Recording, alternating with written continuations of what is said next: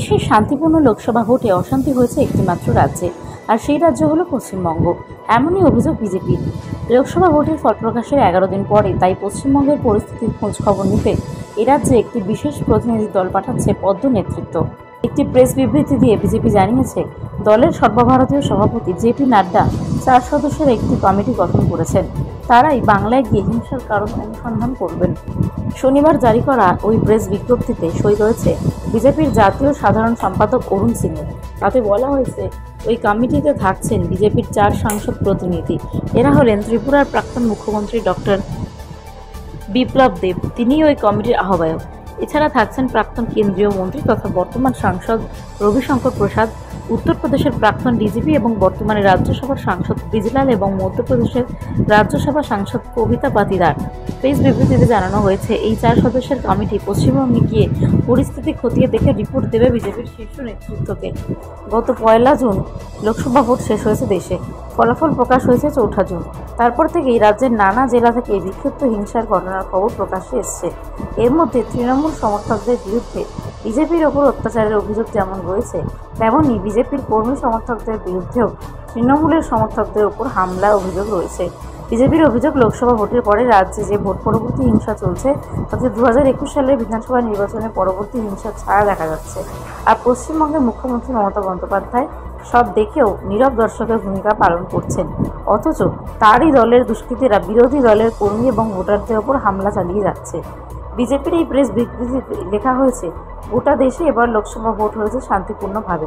28টি রাজ্য এবং 8টি কেন্দ্রশাসিত অঞ্চলে লোকসভা ভোট ছাড়াও রাজ্যে 4-7টি বিধানসভা নির্বাচন হয়েছে।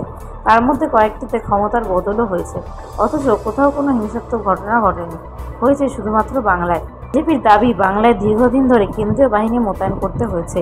21শে জুন পর্যন্ত এই বাহিনী মোতায়েন সিদ্ধান্ত নিয়ে বিস্ময় প্রকাশ করেছে কলকাতা হাইকোর্টও।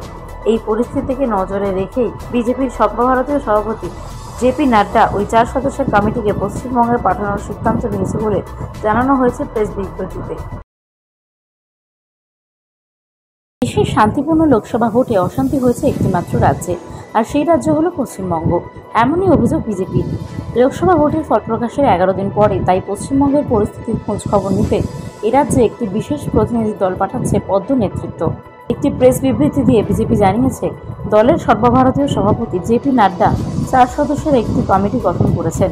তারাই বাংলায় গিয়ে হিংসার কারণ অনুসন্ধান করবেন।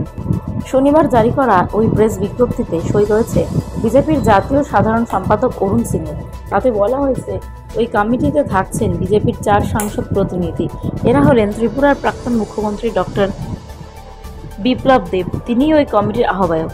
এছাড়া থাকছেন প্রাক্তন কেন্দ্রীয় মন্ত্রী তথা বর্তমান সাংসদ রবিশঙ্কর প্রসাদ, উত্তরপ্রদেশের প্রাক্তন ডিজিপি এবং বর্তমানে রাজ্যসভার সাংসদ ব্রিজলাল এবং মধ্যপ্রদেশের রাজ্যসভা সাংসদ কবিতা পাতিদার। প্রেস বিবৃতিতে জানানো হয়েছে, এই 4 সদস্যের কমিটি পশ্চিমবঙ্গে গিয়ে পরিস্থিতি খতিয়ে দেখে রিপোর্ট দেবে বিজেপির শীর্ষ নেতৃত্বকে। গত 1 জুন লোকসভা ভোট শেষ হয়েছে দেশে। ফলাফল প্রকাশ হয়েছে 4 জুন। তারপর থেকেই রাজ্যের নানা জেলা থেকে বিক্ষিপ্ত হিংসার ঘটনার খবর প্রকাশ্যে এসছে। এর মধ্যে তৃণমূল সমর্থকদের বিরুদ্ধে বিজেপির ওপর অত্যাচারের অভিযোগ যেমন রয়েছে, তেমনই বিজেপির কর্মী সমর্থকদের বিরুদ্ধেও তৃণমূলের সমর্থকদের ওপর হামলা অভিযোগ রয়েছে।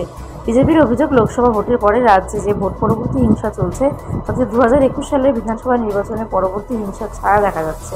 আর পশ্চিমবঙ্গের মুখ্যমন্ত্রী মমতা বন্দ্যোপাধ্যায় সব দেখেও নীরব দর্শকের ভূমিকা পালন করছেন, অথচ তারই দলের দুষ্কৃতীরা বিরোধী দলের কর্মী এবং ভোটারদের ওপর হামলা চালিয়ে যাচ্ছে। বিজেপির এই প্রেস বিবৃতিতে লেখা হয়েছে, গোটা দেশে এবার লোকসভা ভোট হয়েছে শান্তিপূর্ণভাবে।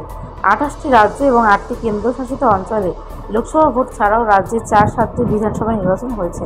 তার মধ্যে কয়েকটিতে ক্ষমতার বদলও হয়েছে, অথচ কোথাও কোনো হিংসাত্মক ঘটনা ঘটেনি, হয়েছে শুধুমাত্র বাংলায়। বিজেপির দাবি, বাংলায় দীর্ঘদিন ধরে কেন্দ্রীয় বাহিনী মোতায়েন করতে হয়েছে। 21শে জুন পর্যন্ত এই বাহিনী মোতায়েন সিদ্ধান্ত নিয়ে বিস্ময় প্রকাশ করেছে কলকাতা হাইকোর্টও। এই পরিস্থিতিকে নজরে রেখেই বিজেপির সর্বভারতীয় সভাপতি জেপি নাড্ডা ওই 4 সদস্যের কমিটিকে পশ্চিমবঙ্গে পাঠানোর সিদ্ধান্ত নিয়েছে বলে জানানো হয়েছে প্রেস বিবৃতিতে।